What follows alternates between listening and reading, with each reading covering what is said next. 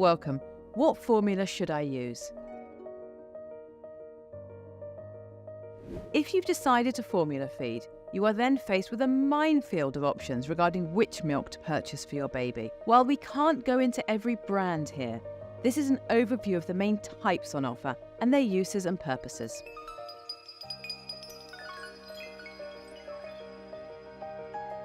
Ready-made versus powdered. There are two formats of most formula products, ready-made or powdered. The advantage of ready-made is that it's convenient and easy to feed safely. Its disadvantage is it's more expensive to buy, and once opened needs to be used quickly. The advantage of powdered formula is that it is cheaper and an open pack can last longer. However, it must be prepared carefully to be safe. Standard infant formula, stage 1, suitable from birth. This is made from cow's milk that has been adapted to make it more suitable for babies. The formula contains both casein and whey milk proteins, but with a higher percentage of whey to make it more digestible for infants. It is a highly regulated product, and there is very little difference between brands. There is no evidence that the market leaders provide better nutrition for your baby than the supermarket-owned brands. This standard formula would always be the first choice for a bottle-fed baby. Stick with this formula unless you're advised otherwise by your medical team. This should be the only food they are offered until they are 6 months of age, when you will start to add complementary solid foods to their diet. Until they are a year old, any milk given as a drink should be a stage 1 infant formula. From 6 months, cow's milk can be given as an ingredient within a meal, but not a full feed. Once they're a year old, you can give cow's milk as a drink. Other formulas available over the counter. Hungrier baby formula. This type of formula has a higher casein content. Casein is harder for your baby to digest and can cause them some discomfort. There is no evidence that babies are more settled or sleep better when fed this type of formula. This milk should not be given without consultation with your medical team. Anti-reflux formula. This milk has been thickened with the aim of preventing your baby from refluxing, bringing up milk after a feed. The milk often needs to be made up slightly differently from standard infant formula, so pay careful attention to the manufacturer's instructions. These instructions sometimes require the milk to be made up at temperatures lower than 70 degrees. The powder still holds the risk of bacterial contamination, which won't be killed by lower temperature water. So be especially careful around hygiene when preparing these feeds. Although these formulas are available in supermarkets and pharmacies, it's highly recommended to only use them after consultation with your medical team. Comfort formula. This formula has had some of the cow's milk proteins already partially broken down or hydrolyzed. This is intended to make the milk easier to digest and prevent digestive discomfort, as seen in colic and constipated babies. However, there is no evidence that this is the case. Again, only use this formula after consultation with your medical team. Lactose-free formula. This formula is designed for babies who are lactose intolerant. This means that they cannot absorb lactose, a naturally occurring sugar in dairy products.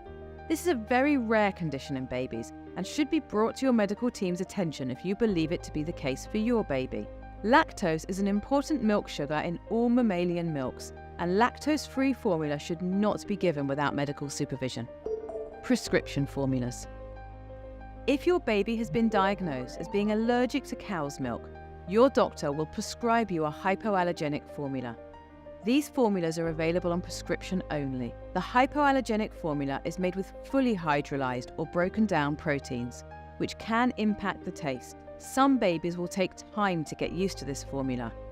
If your baby has CMPA, the comfort formula won't be suitable as the proteins are only partially broken down. Goat's milk infant formula. There are some infant formulas that have been based on goat's milk rather than cow's milk. These are also highly regulated and have been produced to the same nutritional standards as regular cow's milk formula. It is important to note that goat's milk formula is not any less likely to cause an allergic reaction in babies than cow's milk formula. The milk protein in cow's milk and goat's milk are very similar, and a baby who has CMPA, cow milk protein allergy, is also highly likely to be allergic to the proteins in goat's milk. Stage 2 from 6 months formula. There is no nutritional need to move on to a Stage 2 formula at 6 months. These formula milks exist because the World Health Organization does not allow the marketing of first infant milks, and this is a loophole that allows formula companies to run marketing campaigns. Take a look the next time you see a formula advert.